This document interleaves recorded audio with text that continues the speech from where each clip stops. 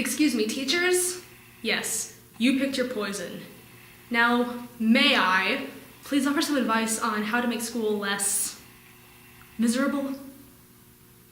First things first, if you don't like kids, then don't teach. Also, do not grade based on your emotions for the day. And if you're willing to just kind of like admit to the class that you hate teenagers and that they make you angry, then please just go get a different job. It'll make everyone happy, including you. Please stop assuming that my phone means I'm not interested in what you're teaching me. I had about 6 classes that actually had clocks in them, and not all of my teachers used laptops for the notes. Also, most people I know don't actually wear watches, and half the time I forget to put mine on. I just want to know the time, especially because, regardless of popular opinion, the bell is what dismisses us, not you. If the teachers were to dismiss us, then school would have been hectic because everyone would say, oh, I'm not done with this one lesson yet, and then classes would pile up because they have to accommodate for every individual student and their individual schedules, which would not happen. And classes would create chaos, and there would be no guidelines to actually help us get through the day. So whether or not the bell is what says your lesson is done, the bell is what says wrap it up, it's time to go. But also, my phone does not mean I'm texting about how bored I am in your class or talking to friends about stupid, pointless things that have nothing to do with the conversation that the class is having. What if I'm asking how my grandmother's doing in the hospital because she was just admitted there last night and she might die in the next few hours, and I want updates because, and it's just my grandmother. What if I have an appointment that I need to leave class for, and I want to make sure that I know what time it is, or if I need a ride, when my ride's getting there for that, because appointments are important. You guys should know, you let us skip class for them. What if I simply wanted to look something up for class? Because when I was in high school, the only times we were actually allowed to have laptops was when the laptop cart came around. But what if, I want to genuinely ask a question and I forgot something, so I need to look it up, or if I want to help prove your point with a different piece of information, or if I know something that will prove you wrong, then why can I not try and contribute to the better conversation by doing what I need to do to accurately get my point across? You guys are the ones who want us to talk, and if looking at the phone for a piece of information is going to help us make that conversation that you always want, we should be allowed to use it. Thing is, texting does not necessarily mean that you're flirting with someone, and it doesn't necessarily mean that I'm talking to my friends about BTS. Clocks are helpful. Life and schedules are needed, and emergency updates, guess what? They happen on your phone. So can you drop the stigma that being on your phone means you're Snapchatting someone? Please stop assigning us our groups when we do group projects. I don't care if that group of idiots is wasting their time. I'd just rather they not waste my time. Also, working with your friends typically produces the best results. As friends, you probably understand each other's weaknesses and each other's strengths. And also, the fun can just help with the work. I did my last group project this year with my friends, and sure, there was the one day that we were working outside of class, and we may or may not have fantasized too much about fictional husbands that we were going to insert into our scenario because we needed male leaders for a retreat we were trying to plan. But the thing is, we got our work done. We all did our work on our own times, and we brought it together and actually worked together to do the work. I actually got together with one of the girls who lives in my dorm separately to just organize our information afterwards, and we handed it in early. That was after 45 minutes of talking about the ideal husband. 45 minutes. Now, before I get anyone commenting about how group projects help with work ethic and, teamwork, it's not always that simple. Your work ethic with cliquey high school people versus your work ethic with professionals in a professional work environment are very, very different things.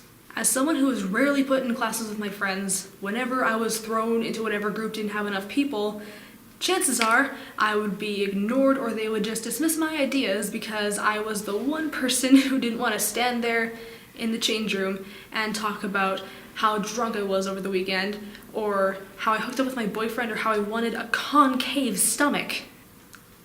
And that was all in the span of 5 minutes. That was a legit conversation I eavesdropped on. They are not gonna listen to me. I tried.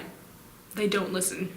Also, that was when we were in grade 9. Unless someone in the workforce has actually not matured or grown up, then no one in the workforce is going to have a mindset as cliquey or as immature as someone from the office. Also, if I'm the one being ignored, then how is it my fault when I don't contribute to anything? Why do you correct our grammar when we ask if we can go to the bathroom?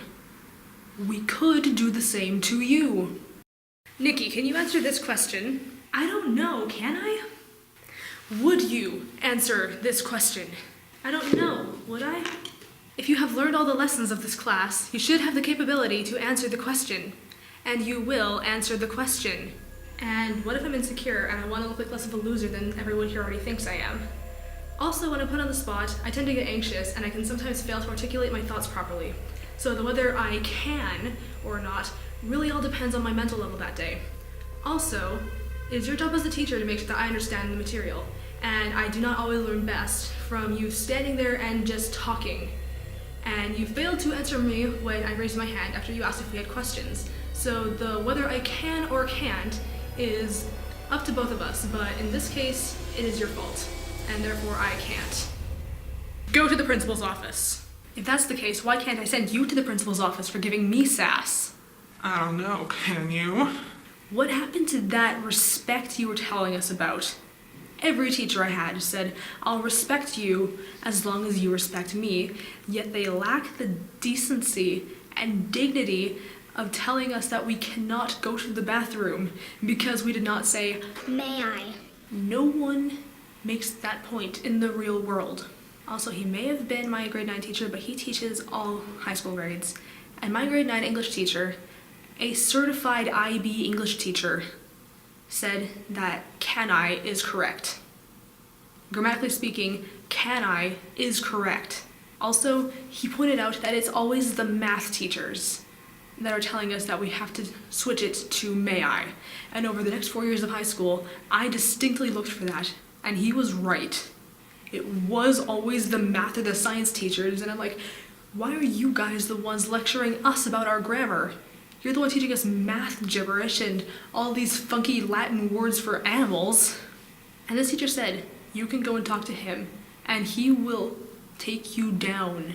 Also, there are certain problems that girls have, and when you're telling us that we cannot go because we have to finish this slide of notes, or because you're holding us up and treating us like toddlers to make sure that we say things in a way that you deem more appropriate, we want to make sure the situation can be fixed before anything embarrassing happens, and we don't appreciate it when we can't go and make sure everything's fine.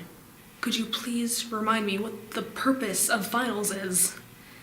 I can learn everything in the book. I could have it memorized for all we know, but the thing is, even when I study for a couple weeks in advance, when I just have to regurgitate all of the information that I learned into one spot and make sure I don't get it wrong, then my brain says, I may have known you, but now I'm not sure. Also, this is too stressful. Let's block it out. My best example of this is psychology when I was in grade 11, because my teacher, he did not just make us sit there and take notes. In fact, he would tell us to stop writing our notes when he was talking, because he was saying, you guys can't listen to me and write the notes at the same time. You guys have been conditioned that the second the notes go up, write the notes. And he took down the notes a few times just to prove his point. And he said that was conditioning. And I remember that a lot more than I remember what chunking is in terms of memorization.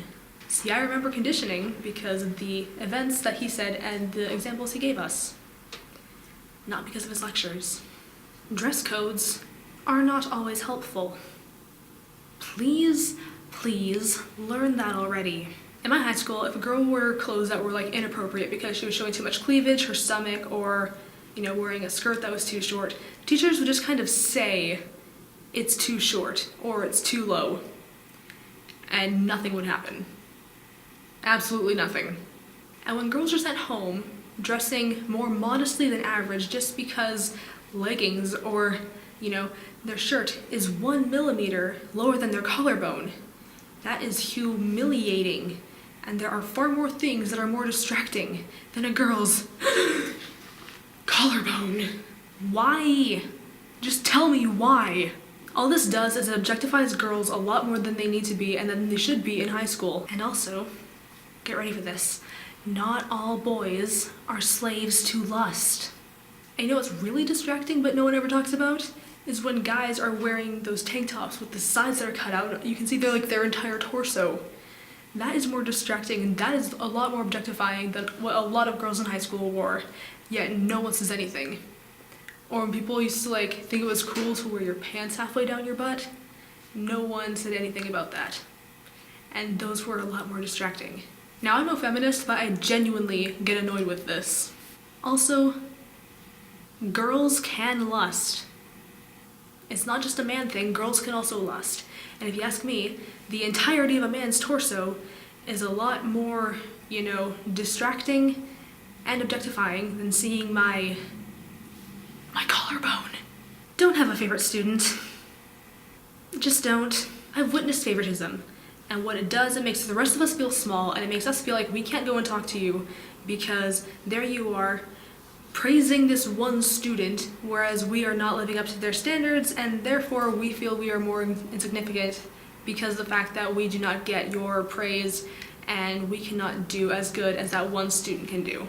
And I assure you, when you invest your time into every one of the students, they will notice and they will appreciate it. For instance, shout out to my 9th grade math teacher, because he was that teacher. He would talk to people during lunch, he just will be grading papers and let you talk to him. And he makes jokes and pesters people, and everyone acknowledges that it's a joke and he likes to have fun, and that's him. So what? Everyone likes him. And one of his students actually said that he didn't want the teacher to leave because of the fact that he's retiring this year. I'm not even in that school anymore, I graduated, and I don't want him to leave because I don't want the school to have to be a school without this teacher. And I feel bad for any students who are going to my high school next year because the world's best math teacher is going to be gone. Please, get the student council students out of my face. I'm not a diehard introvert, but when the clickiest of clicky teenagers are just there, acting like they like me for once in my life by waving flags in my face and screaming and violating my personal bubble by deciding you need colored necklaces that match the school's colors. Here, this is the millionth necklace we've gotten in the last 4 years. I don't feel welcomed. I feel scared. I want to go and hide in a bathroom stall because they won't be waving their flags in my face when I'm sitting on a toilet. Also, the second this is over, they go back to being in their cliques and they don't give two craps about anyone until the next event happens. So, to whichever teachers are running those students, please tell them to be a bit more considerate of other people. Because, they're usually not, at least in my experiences. If you have a good student government, then I envy you. But the thing is, they do not listen to us. The minority of no one likes us students, no one listens to us. And they go right back to acting like they don't care the second it's over. Last but not least, the most annoying offender on this list. To the teachers who are not technologically inclined, please move the cursor off of the play button when you show us videos. Do you know the one thing that is worse than when you have students who don't watch, subbed anime or Korean dramas, or people who just aren't deaf reading subtitles?